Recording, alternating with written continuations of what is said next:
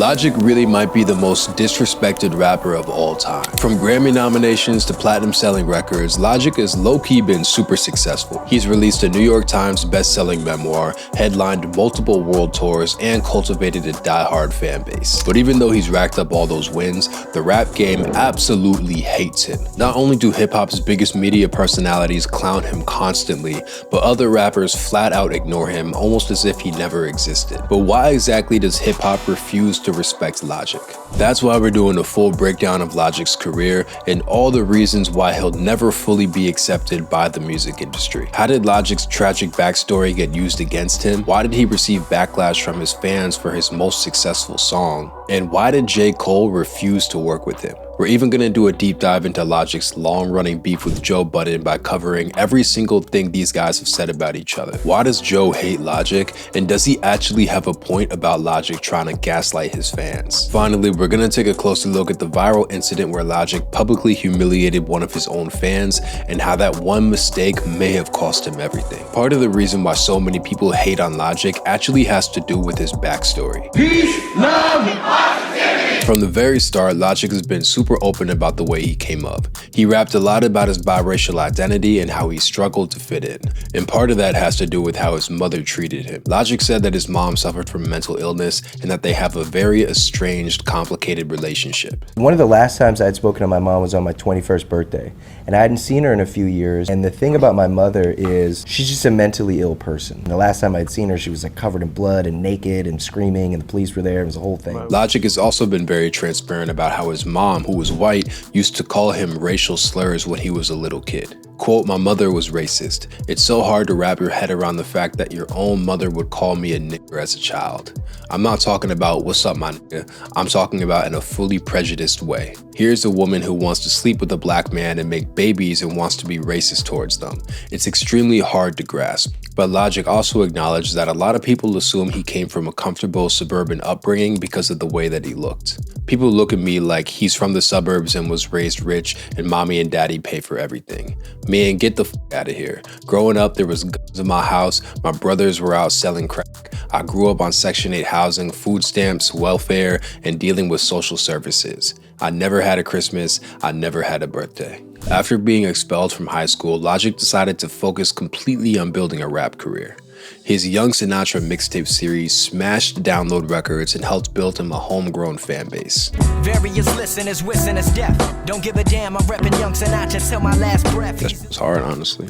By 2015, he signed a splashy record deal with Def Jam and even got legendary producer No ID to executive produce his debut album. In those early days, people were calling Logic the next J. Cole. XXL ranked him as one of the top freshman artists next to heavyweights like Chief Keef and Travis Scott. He was scoring features from hugely respected artists like Pusha T and Childish Gambino, while he was touring with up-and-coming heavyweights like Tyler the Creator, YG, and Big Sean. What I'm saying is that Logic was definitely being looked at as one of hip-hop's brightest and most promising stars. But when Logic was putting out his third album, things started to go left. If you believe in this message and my message of peace, love, and positivity and equality for all, then I demand that you applaud. In 2017, Logic released what would end up being his biggest song ever. He teamed up with Alicia Cara and Khalid to drop 1-800-273-8255, a single meant to raise awareness about the unalive hotline. And 1-800 did exactly that. In fact, when Logic performed the song at the VMAs later that summer,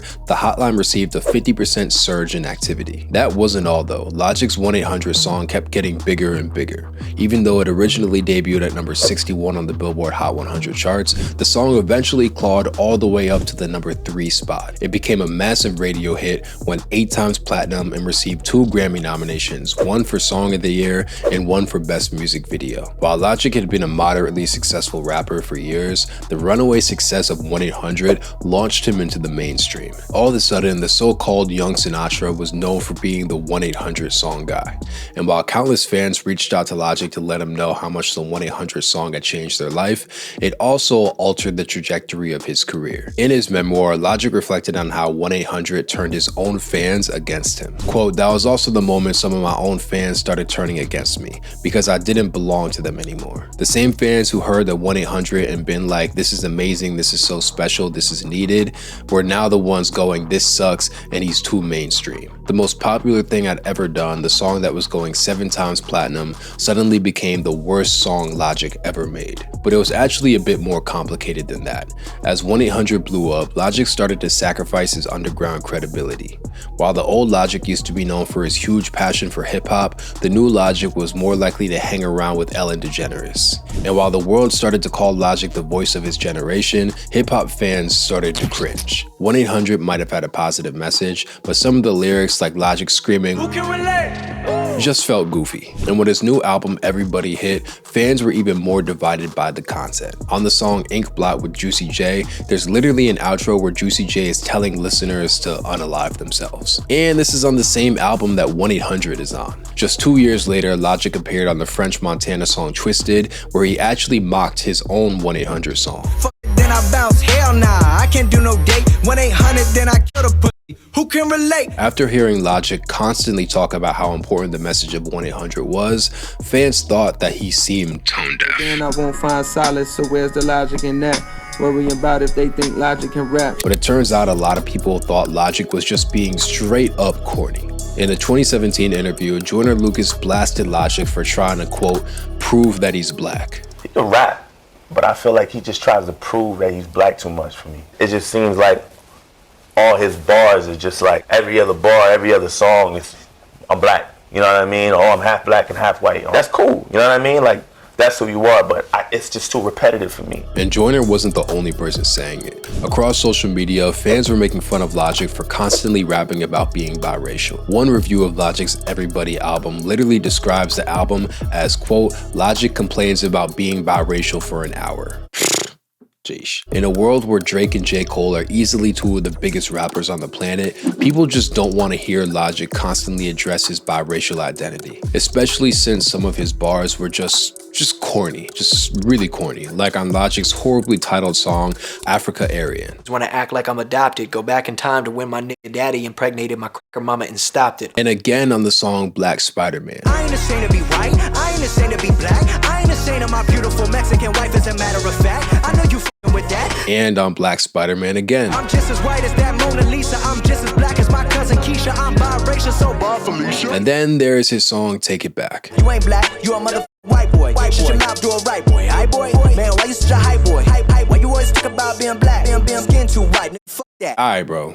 We got it. It's not that people didn't want to hear Logic rap about his life experiences. It's just that fans have heard him talk about the same content over and over and over and over again. At a certain point, it was almost as if Logic was like trying to convince people he was biracial. Logic even tried to rope J. Cole into rapping on his Take It Back song. Say, bro, you are my Hove. You're my Jay-Z. I waited outside for you. You're the only rap concert I've ever been to. I told him this. But Cole wasn't exactly feeling it. And since J. Cole has a reputation for being a pretty nice guy, he let Logic down lightly, telling him, that's your story. When I listen to that song, that is your story. Still, Logic begged J. Cole to let him use a voicemail as a so-called bonus track on the album.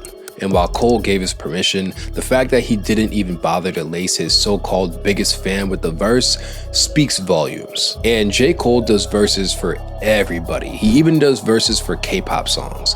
But he flat out did not want to entrust Logic with a guest verse. Cole obviously just does not fuck with his music. People were clearly sick of Logic to the point where him rapping about being white or being black just became a meme. Imagine your childhood trauma becoming a fucking meme. It's a little crazy, but I mean, he did it to himself. And other rappers were piling on against Logic too. In 2019, fellow Maryland rapper IDK called out Logic on the song Trigger Happy. Logic and his manager tried to ruin my deal. I guess that's what happens when you tell a who spent his whole career proving that he's black, then he ain't black still. Logic's critics didn't feel like he was being true to himself, and that by constantly referencing about being biracial, he just sounded insecure and inauthentic. But there was nobody who ripped Logic apart worse than Joe Budden. Hey, let's celebrate Logic getting the fuck out of here, nigga. For years, Joe Budden has dedicated himself to being Logic's most persistent hater. When Logic announced his retirement in 2020, Joe was one of the first people to celebrate the news, saying, You should have retired a long time ago, Logic. Who cares? Logic responded by saying that Joe Budden's constant criticism affected his mental health and even led him to being depressed. In an interview with Billboard, Logic calls critics like Joe Budden and Charlamagne the God, those are the people who make me want to kill myself at times. Those are the people who made me depressed and told me I'm not good enough. After hearing Logic open up about his depression, Budden offered him a public apology. Last week, I came in here feeling pretty tumultuous, fresh out of Twitter jail, unable to properly read the room, and just hating myself and life, honestly. And unfortunately, I projected some of that onto you, Lodge, and for that, I want to apologize. But the truce did not last long. Logic's so-called retirement lasted less than a year, and his return to music in 2021 did not help those corny allegations. Instead of celebrating Logic's return, fans felt that he had pump-faked them with his retirement announcement and that the whole thing was motivated by album sales and attention-seeking. In 2023, Logic posted a clip of him covering Ice Cube's iconic song, It Was a Good Day. The video quickly went viral, and everybody hated it. Across social media, people were accusing Logic of butchering one of the most classic and beloved hip-hop songs of all time, and Joe Budden begged Logic to go back into retirement. But that's not all. Joe even accused Logic of faking his depression, claiming that he was just trying to manipulate his fans. Everything about Logic is pandery, so there's really no way to ever tell what's truthful and what's not truthful. Since he said that, I try to take him off my list of people to speak about, because I do have a heart, right?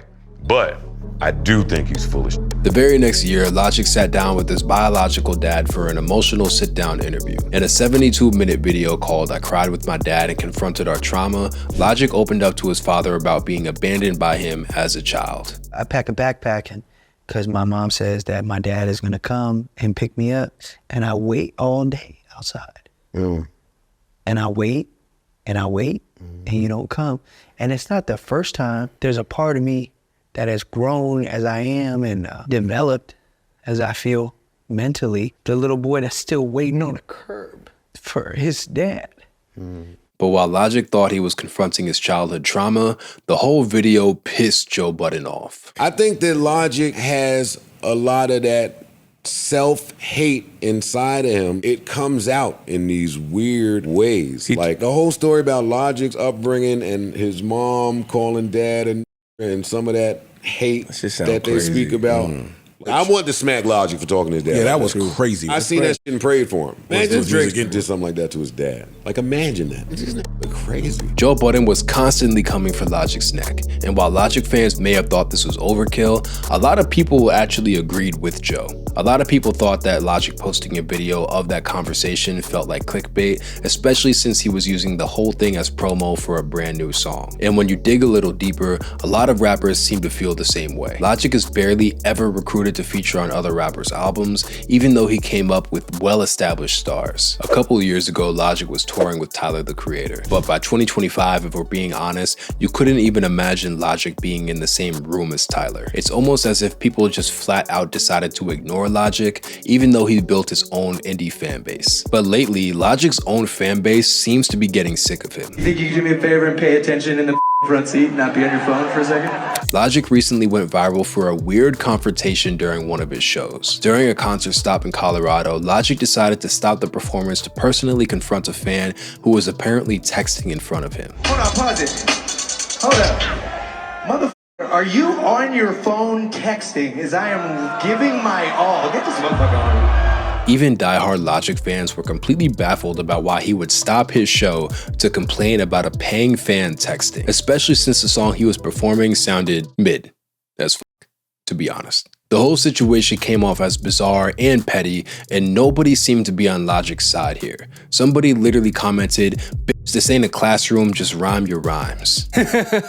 The craziest thing about this incident is that in the grand scheme of things, it's really not that crazy, but it's gotten Logic more attention than he's gotten in years. If anything, the uproar over how Logic treated one of his own fans has people taking a second look at him, and they don't really like what they see. It's almost as if the incident is reinforcing people's worst beliefs about who Logic is, that he's a try-hard nerd who is just way too insecure and sensitive for the rap game. Not to mention that he comes across as just straight up unlikable. The fact that Logic disrespected one of his own people is a huge deal. For years, Logic branded himself as being all about positivity and good vibes. But if the people who pay to be in the front row at his shows are in danger of being insulted by him, it wouldn't be too surprising if his diehard fan base decides to jump ship. Logic might still be actively making music, but at this point, it's clear that hip-hop will just never fully accept him.